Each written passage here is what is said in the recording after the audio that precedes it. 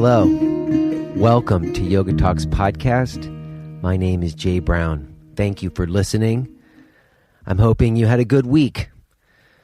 My week was okay.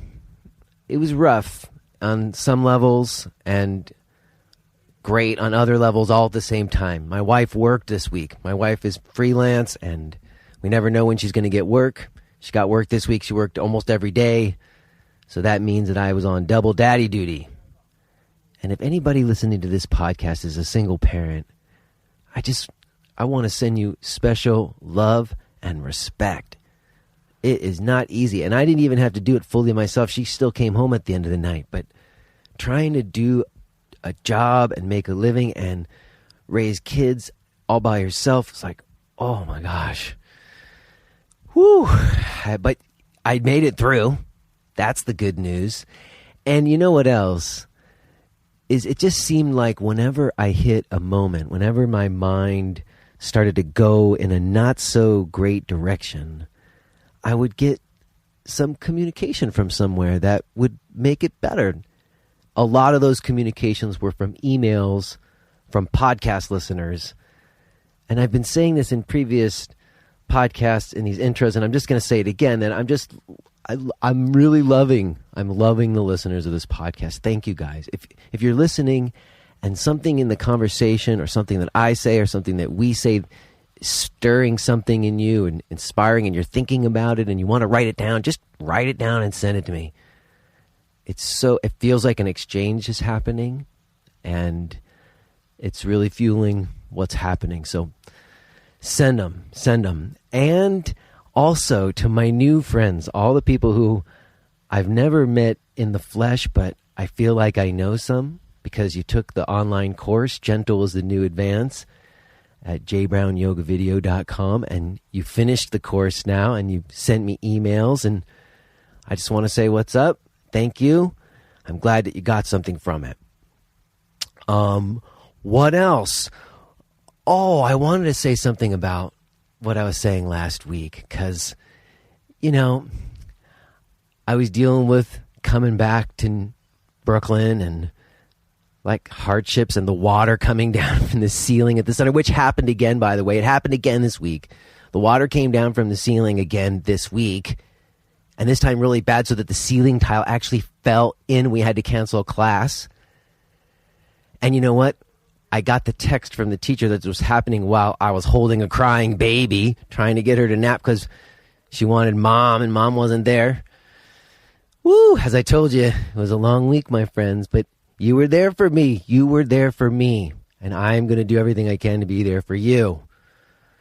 But what I came away with mostly, the really thing that I want to say is, it's amazing to me how in life there can be two things that hold true at the same time, that seem like they wouldn't hold true at the same time, but they do. That, for instance, it's just like I am the wonder of an existence happening, and my life that's taking place is an utter amazing phenomena. It's incredible that I'm existing here and I'm talking into these microphone and you are listening and you're a person and you're having a life doing whatever you're doing. And it's amazing. It is amazing what's happening. And I also have to pay my rent. Like those two things are true at the same time. And that's just the way it is. They're true at the same time. What is also true is that I have a talk today to share with you that is really new territory. I haven't heard this stuff before. I'm excited. My talk with Matthew Remski. And I just want to say that Matthew is not listening today because on the day that this is coming out, Matthew is becoming a father again. He and Alex are having a child, and they know it's happening on Tuesday, and it's happening on the day that this podcast is coming out. He told me because he said, I'm not going to be around for this week, and he wanted to know he's probably not going to be on any social media, and he didn't want me to think that he was blowing it off or anything. But that's awesome. I'm so happy for you, Matthew and Alex and Jacob.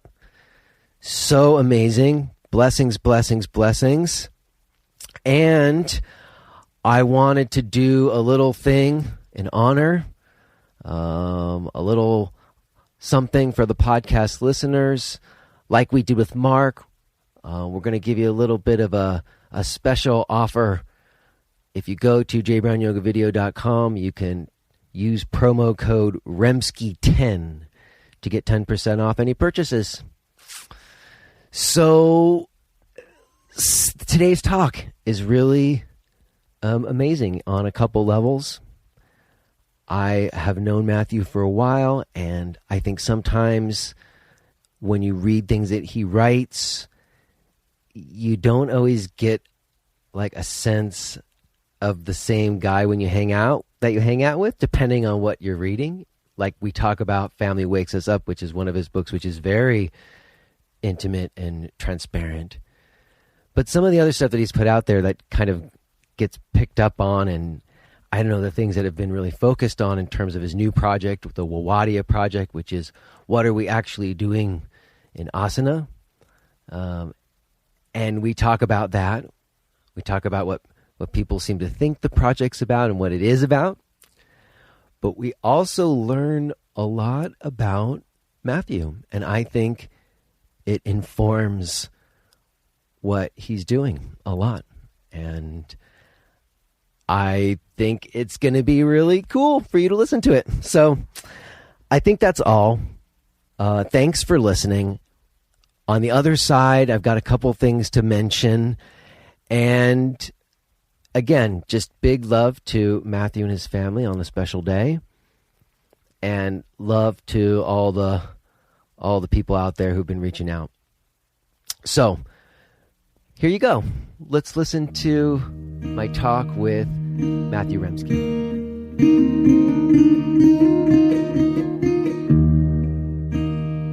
Okay, are you good? You're settled and everything's good on your side? Yeah, everything's good on my side. I'm a little bit scrambled because in my brain because late last night Sharon and David actually responded to an email after several attempts to contact them through their lawyer and said, we'd like to comment. Please send me your questions. Send us your questions. So it looks like this draft that I've prepared is now going to be scrambled up again. Wow. So that's not right. You got it.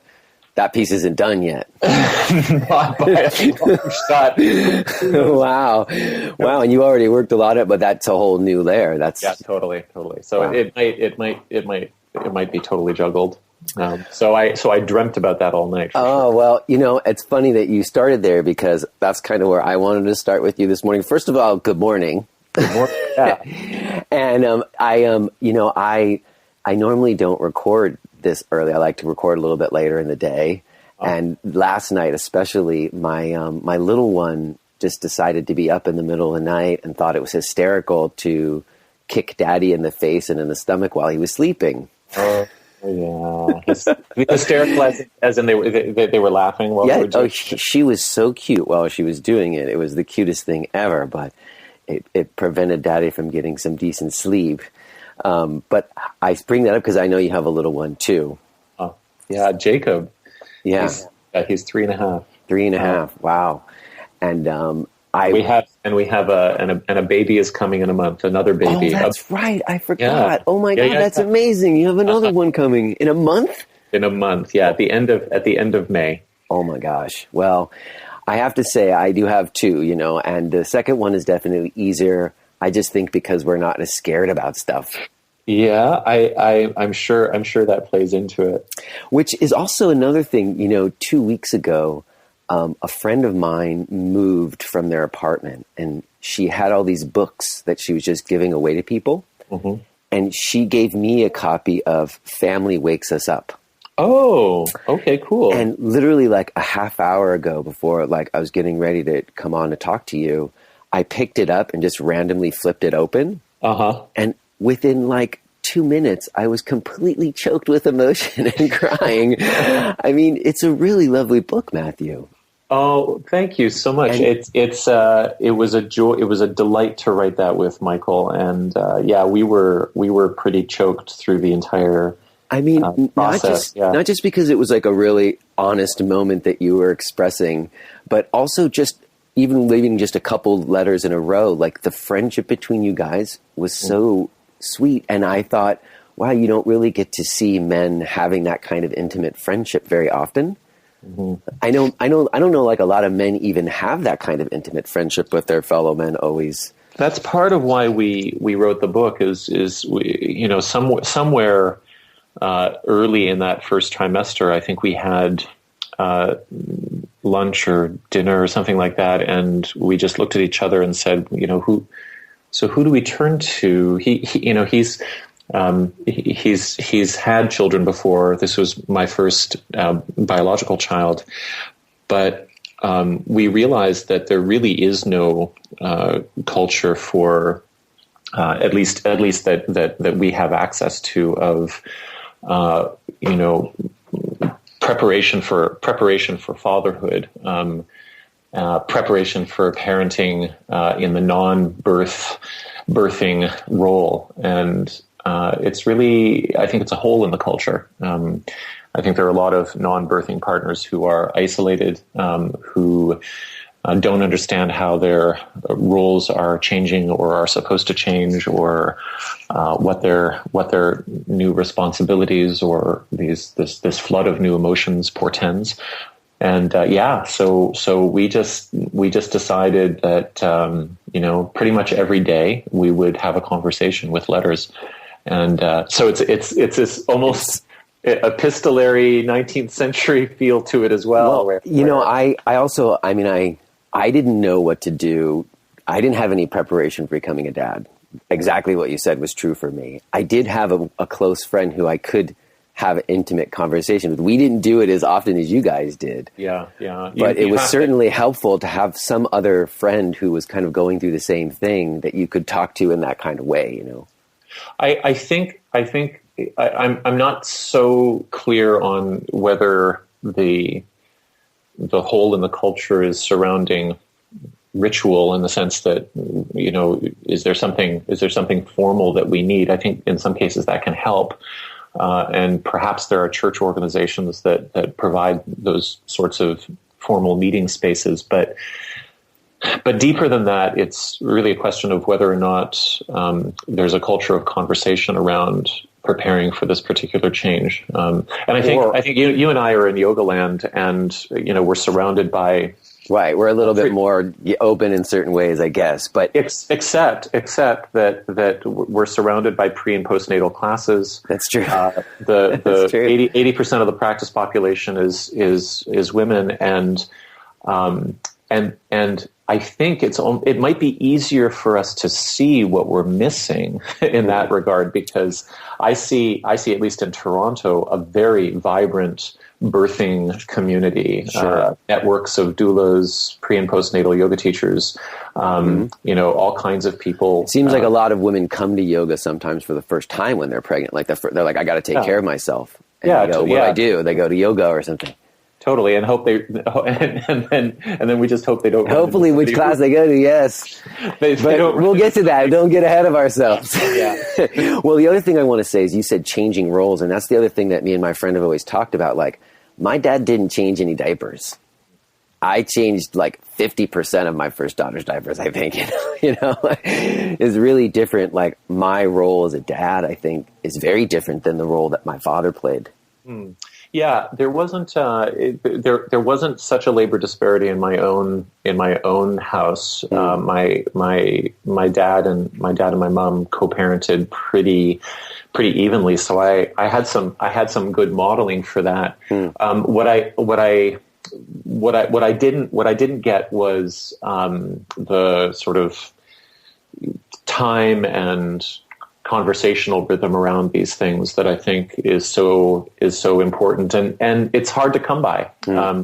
We kind of need we need some kind of training to get beyond the humor impulse, the irony impulse, the backslapping impulse, to sit and have have, down-regulated conversations. It's not an easy thing to do. It's not. No, it's like you're talking sports or something, and then you're not.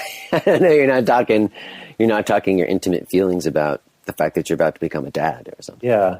I did have some friends that I looked up, and I made a point, not only in writing this book with Michael, but I made a point of taking out probably 8 or 9 guys I knew for lunch and who had children, and asking them, some pretty pointed questions like what was the, what are the 3 things you'd want to really advise me about, or that you'd want me to remember, or that were hard for you to remember, or that sort of thing. And I got some wonderful answers. And what I was amazed by was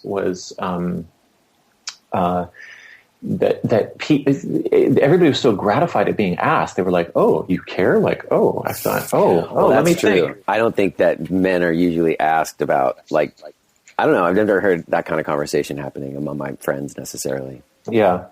So anyway, I think it's good that it's good to find new avenues for new roles, new visions of gender, new ways of caregiving, new ways of sharing, for sure. Well, I think that you and Michael, you put forth a really excellent example of like that. So thanks for that book, man. It's very cool stuff. I'm going to read the rest of it. And you know what else? It makes me flash back to like the first time I ever saw your name. Somebody handed me a copy of Yoga 2.0 and said, "Hey man, you should read this. I think you would like it." Yeah. And I remember reading it, and I'm going to be totally honest with you. I remember feeling like, oh my God, these guys are smarter than me. And I felt like, I remember thinking, fuck that, man. I'm going to get smarter. I really felt inspired by that little thing. I was like, there's these 2 guys I remember telling someone, there's these 2 guys in Canada. Well, we really put there's these 2 guys in Canada, and they're really smart, and they're writing about yoga. And I just thought, oh, that's really awesome. So how did you guys meet and start working together? I don't know if I remember exactly how I met Scott, but suddenly somewhere in about 2007 or so, we were inseparable. Like I met him through yoga things. Maybe we were teaching at the Yorkville Club or something together, or I don't know how we connected, but at a certain point we were like brothers, and and eating together on a regular basis, and co-founding along with my ex-wife a thing called Yoga Community Toronto. Well, let's track back 1 second. There's this thing I've always been asking everybody, which is like, what was your first yoga experience? Like, what was the first time, like your first yoga class, or the first time yoga ever became something you thought about? Okay, well, yeah, that does go back. And just as like a kernel to start, where did the first thing that ever happened that was like yoga in your life or something? So I'm blanking on her name right now, but her first name is Jean, and she worked at Alan Finger's studio in downtown Manhattan, and it must have been like 2000. Oh, that was like B Yoga or Yoga Zone.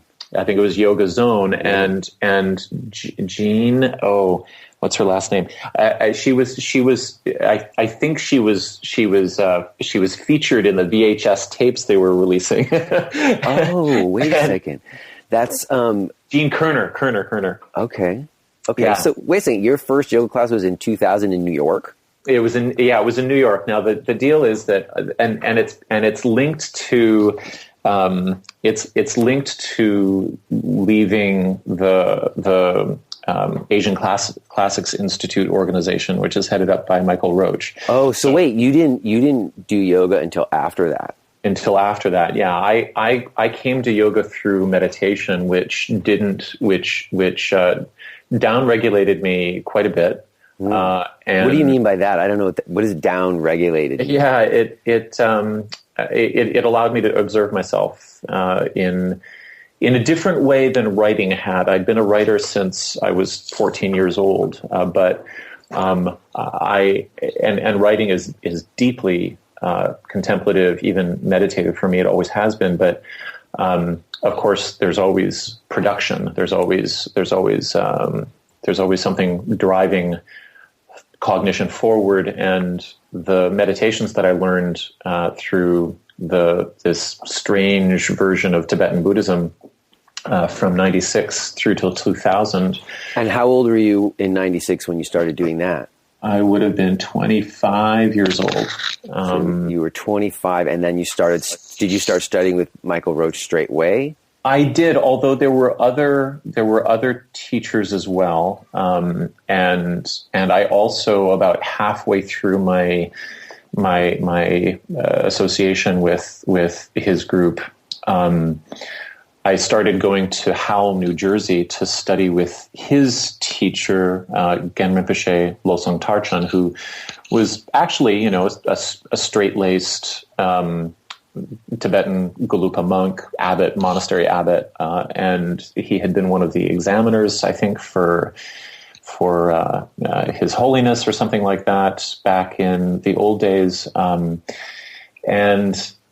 So I would go there regularly for weekend intensives and teachings on sort of basic introductory Buddhist path. And how did you get into that? Like, how did you find Michael Roach and start studying with him in the first place?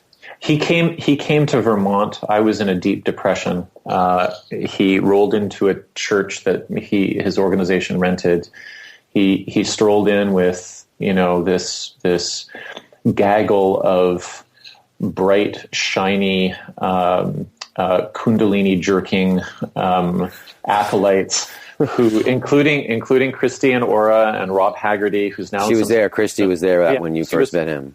Christy was there. Christy McNally was in the little room that I went up to in his host's house to go and ask him, to get down onto my knees and ask him to be my teacher. Was that customary? Did someone tell you that that's what you do? No, I kind of I could see all of the embodied deference that was paid to him, but I was so overwhelmed by this the immediately of his charisma that they had a whole show, didn't they? They had a whole show to put on. And for somebody with a very unstable, uncertain sense of self at the time, somebody who felt extraordinarily lost, which I think I don't want to psychologize everybody in that group, but I think we kind of shared a lot of characteristics. Just to jump in for a second, I put out a podcast yesterday, and in the intro, I talked about that time in my life when I was in my early 20s, and I was very much the same, very scared boy, and desperately in need of like some kind of bearings. Yeah. And he, I think what got me was, my ex-wife had practiced with Tibetan Buddhists in Europe and in Boulder, Colorado. So you'd already been married? We were already married at that time. How old were you when you got married for the first time? I was 24, but I was 22 when I left home to live with her in Europe with her daughter. So I went from we're kind of going backwards, but I know, but it sort of feels like I had an idea about an order, but it seems like makes more sense. So, okay, well, if we're gonna go back, when I'm 22, I am halfway through my first novel. I'm probably a semester away from completing my Bachelor of Arts in literary theory and continental philosophy, and I am looking around, and all of my friends who are the smartest people I know, can't get jobs.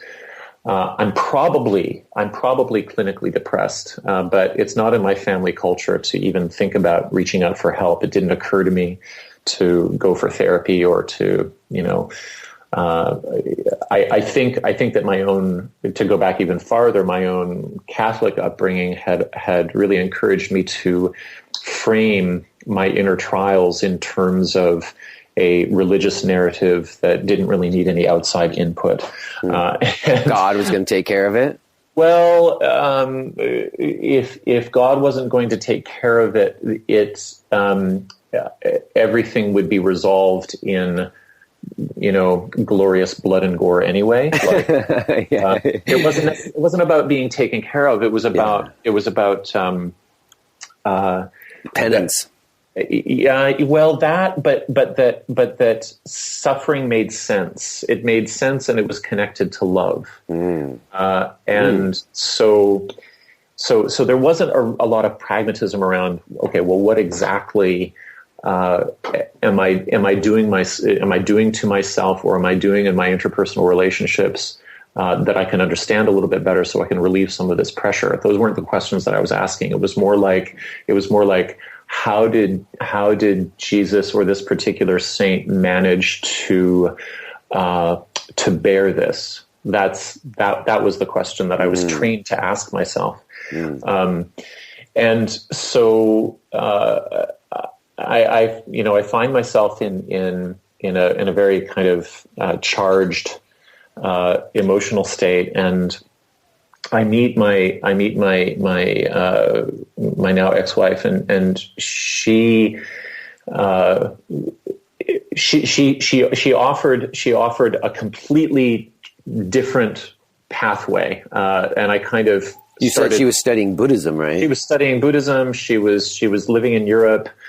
She had a child. I could kind of, I fell in love with her for sure, but something unconscious about it was that if I entered into her life, I could evade everything that was happening. And I think this is a common story and it doesn't diminish, the love and the affection of the relationship and all of the good things.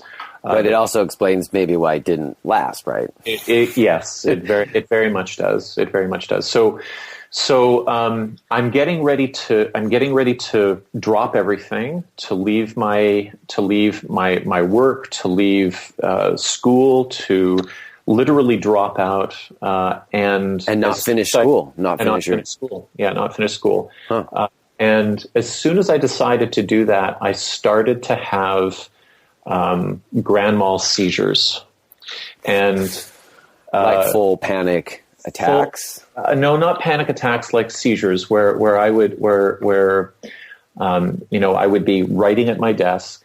I would pause. It would be the middle of the night. I was living crazy hours and probably not feeding myself very well.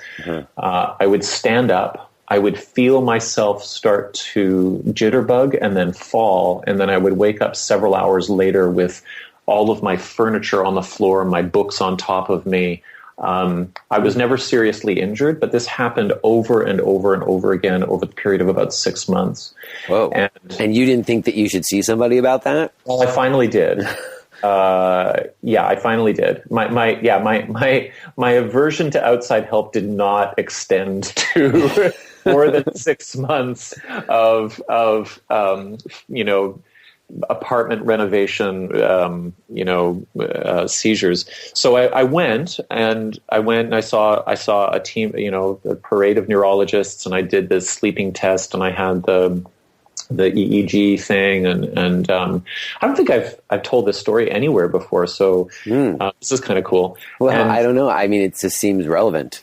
It's. I think it gets funny is where it gets relevant. So okay.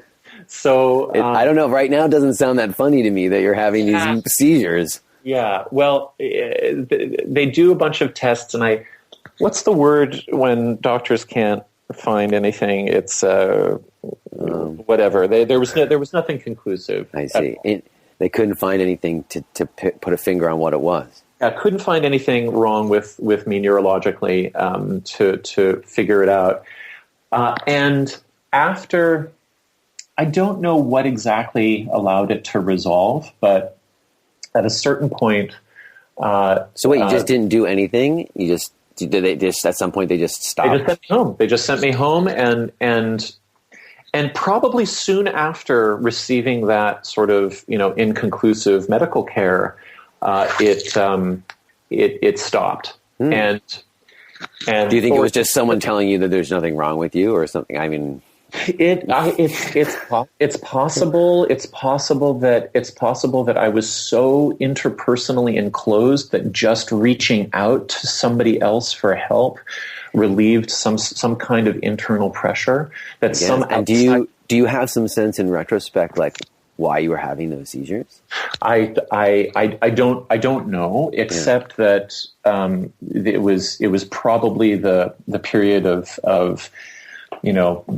maybe not the worst emotional pressure of my life, but the worst pressure of my life during the time in which I could least manage it. It's like I just had no tools. Your body was like tweaking out.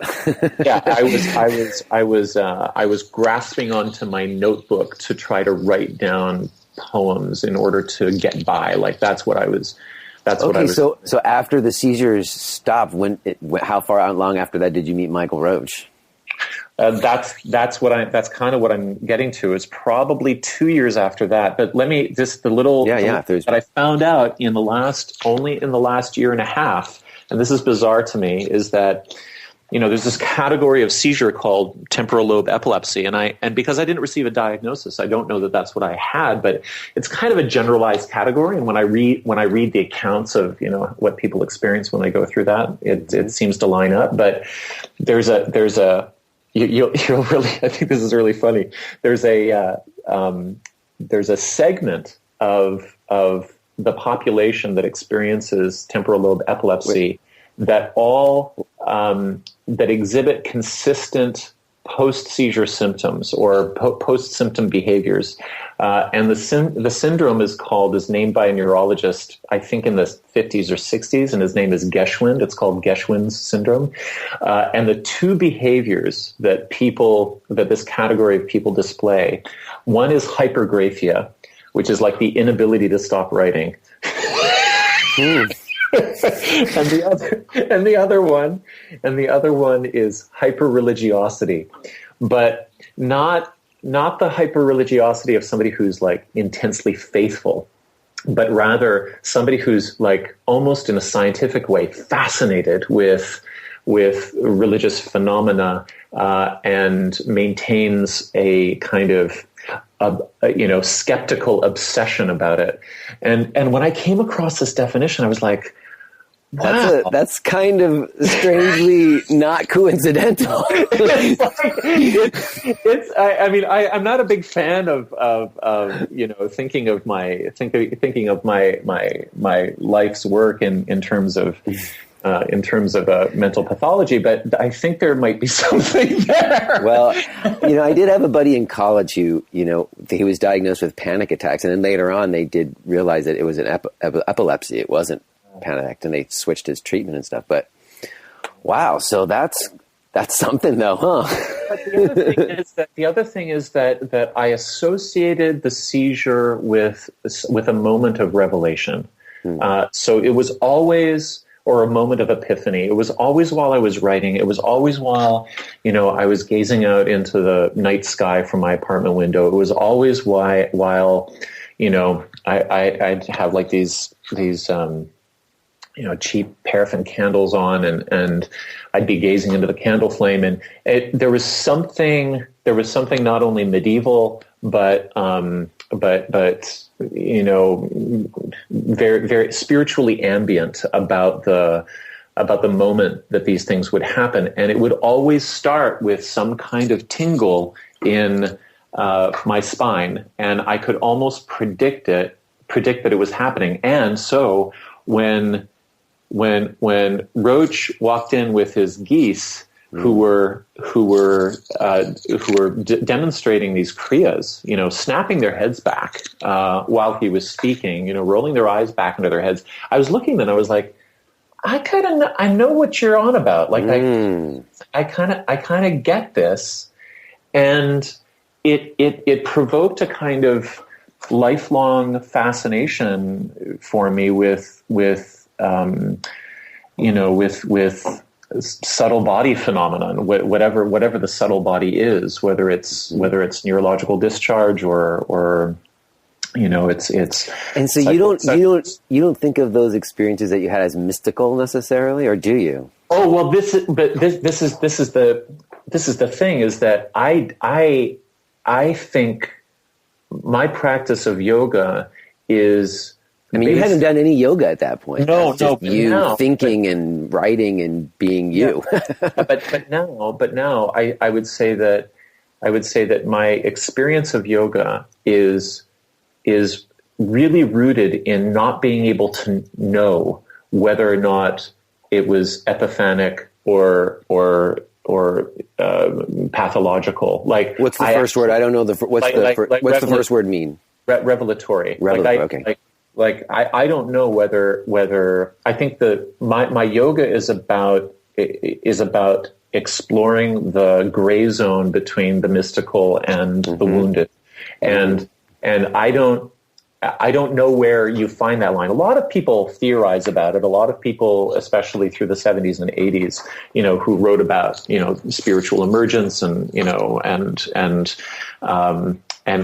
tried to define differences between, grounded spiritual experience and pathological experience. There's been a lot of theorizing about it, but I also think that theorizing it plays upon a paradigm problem that is also part of what I think yoga is for me, which is what language and framework do we use to look at our experience, and what does the framework do to the experience? How does it sculpt it? How does it influence it? So, yeah, whether it's mystical or ill, and whether it's religious or scientific, for me, the practice of yoga is about trying to see the gray zone between those categories and not trying to live there, because I think I do live there. I think many of us live there. In fact, I would say that if you're interested in yoga in the 21st century, it's because you're probably very interested in living in different paradigms simultaneously.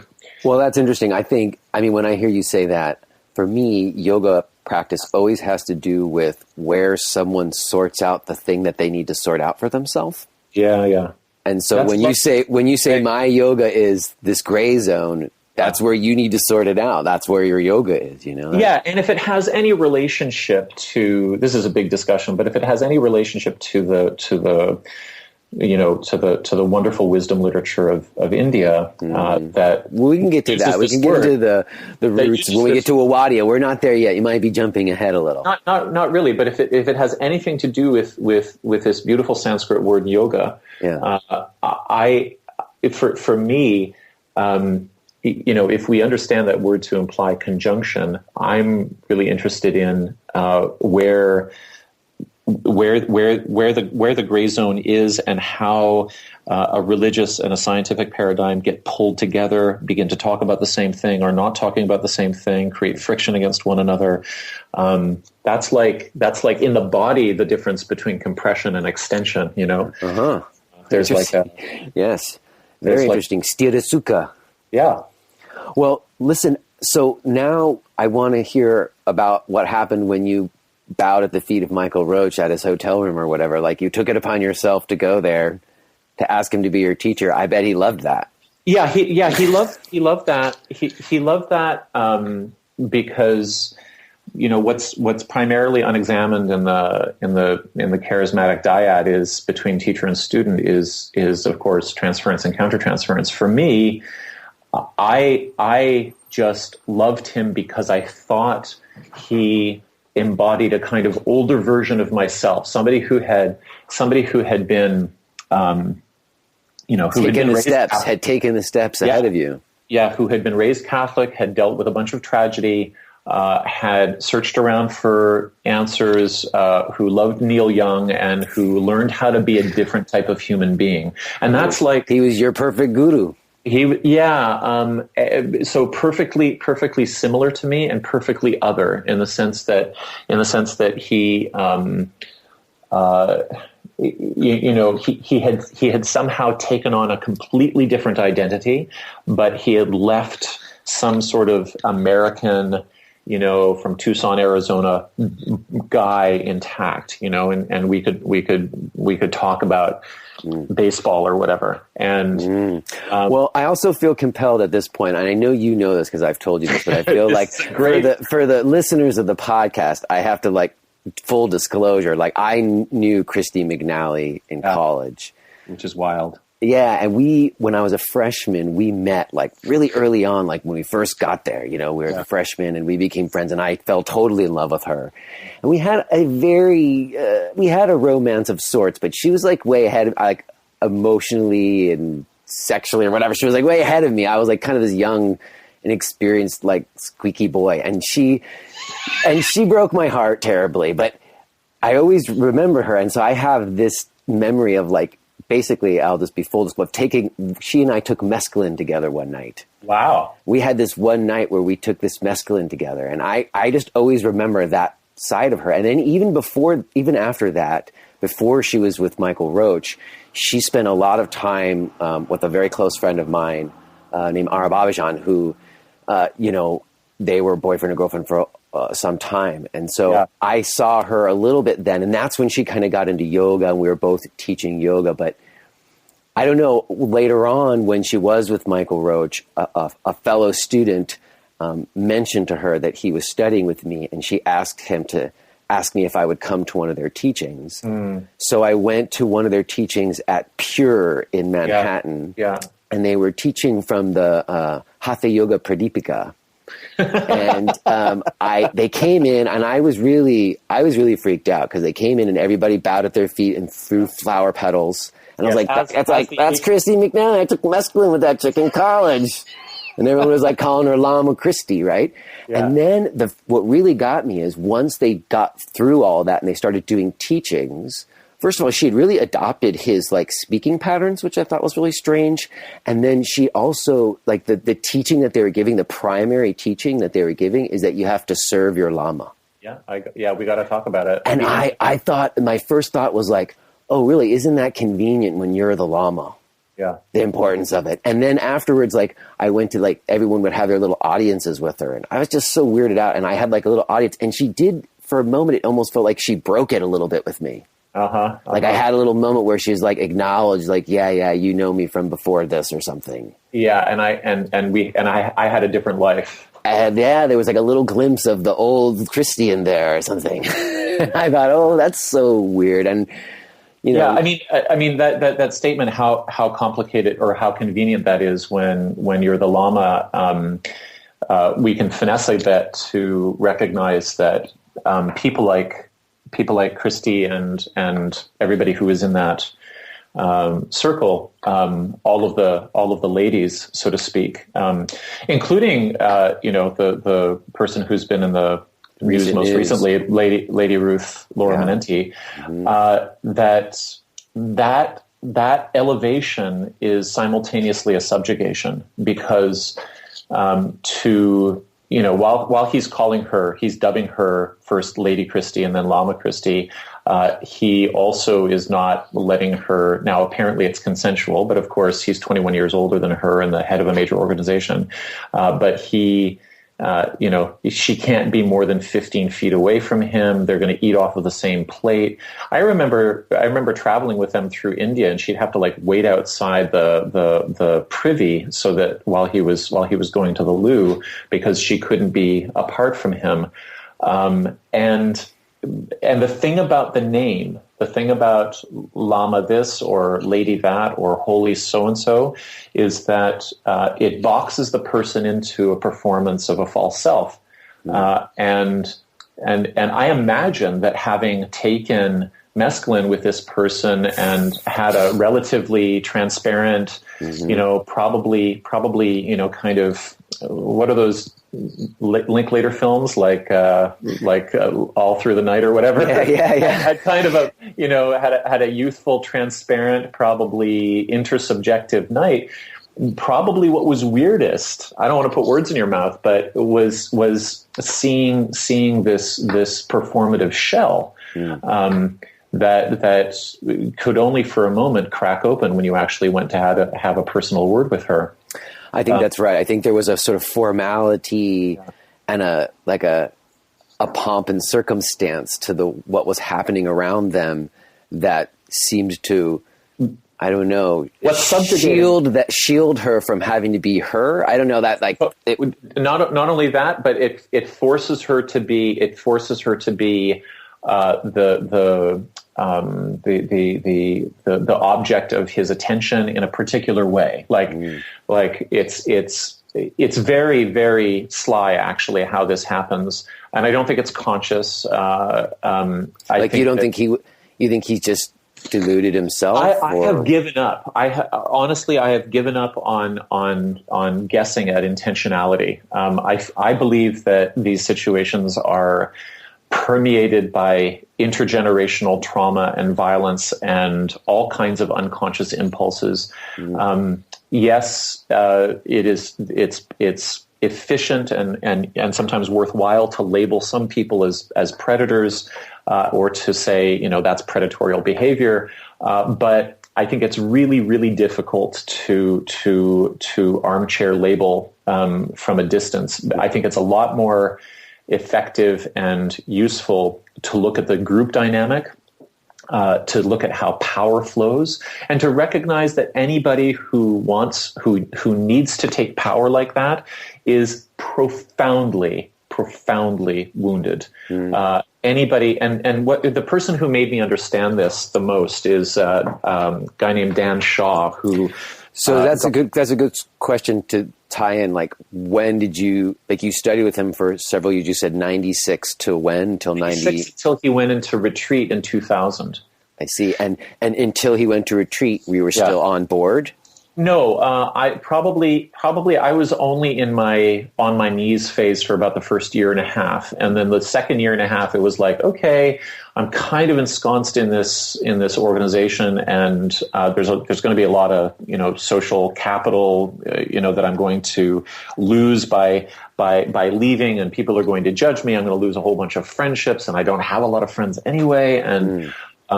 The second half of my tenure was really about, how do I extract myself from this? And during that time, I began to realize that he basically had one trick, that he had one very thin, very new agey interpretation of Buddhist emptiness theory that he just played like a violin over and over and over again. And he dressed that up in a number of kind of social rituals that were very captivating to people, but I could see through it by the end. And then the straw that broke the camel's back was we went to we went to India with him. He did this teaching tour, and there was like 4 or 5 different locations. It rounded up in Saramay Monastery in Bailakuppe in Karnataka province, so South India, like in the middle of a swamp/desert, where there was this huge Tibetan monastery in exile. And he was the translator for one of the teachers there, who presented us with a 30-day teaching on this incredibly difficult text that went over most of our heads, I'm sure. Mm-hmm. But on the way back from that trip, we were gonna go to California. This is all on credit cards, by the way, right? And people borrowing money from everybody, and everything's totally, in terms of functional life, it's just not working. You were serving your Lama. Totally serving the Lama with credit cards and borrowed money and family money and whatever, and at the same time wasting, I think now, some key developmental years where I could have been figuring out how to become functional, because after that, I spent 5-6 years waiting on tables. Nothing wrong with waiting on tables, but I really should have been doing something else. So anyway, we come back we come back from India through Singapore. And wait for a second, is that the trip? I heard that he took a trip to India and like the Dalai Lama disavowed him or something like that. Yeah, that was the trip. That was the trip where the Dalai Lama said, this isn't one of my guys. I don't know who he is. No. That would have been in like 2004 or 5. Okay. It was after he came out of retreat and declared that Christy was an emanation of Vajrayogini, and obviously he had to live with her as his consort, and he was still a monk, and he's also going to dress up like Vajrayogini, and basically he you got to give it to him for being honest about what he feels about himself. He laid out this entire description of what he was doing and what his interpretation of Galupa Tantric Buddhism was. And that got him burned right out of the Tibetan community, which is exactly why he showed up at Jivamukti. And that's really important to understand, because he burned all of his bridges with the Buddhist infrastructure in North America and Europe. He had nowhere to teach. And through that first 3-year retreat, people like Lady Ruth, and I also believe Sharon and David were giving them. He spread like in New York. I remember when they came down, when they first showed up, it was like people jumped on board, like a bunch of people jumped into that whole scene. But Jivamukti was, and key teachers within Jivamukti were the conduits for that. But wait a second, I'm sorry, I interrupted you. You were going to tell me what the straw that broke the back for you personally was. Oh man, so Singapore, he had it set up to give a lecture or a day-long teaching to a Chinese-speaking audience in Singapore, and there was a translator. And we sat there, and he started giving his speech in English, and the translator started translating. And within about 5 minutes, honest to God, Michael Roach is speaking full-on Chinglish with like, and making like squinty-eyed Fu Manchu facial impressions. He's like speaking to this Chinese audience as though he's a parrot, like some sort of. If you are hearing this message, then you're listening to the free version of J. Brown Yoga Talks. To hear the rest of our conversation, please subscribe to Podcast Premium at jbrownyoga.com/premium.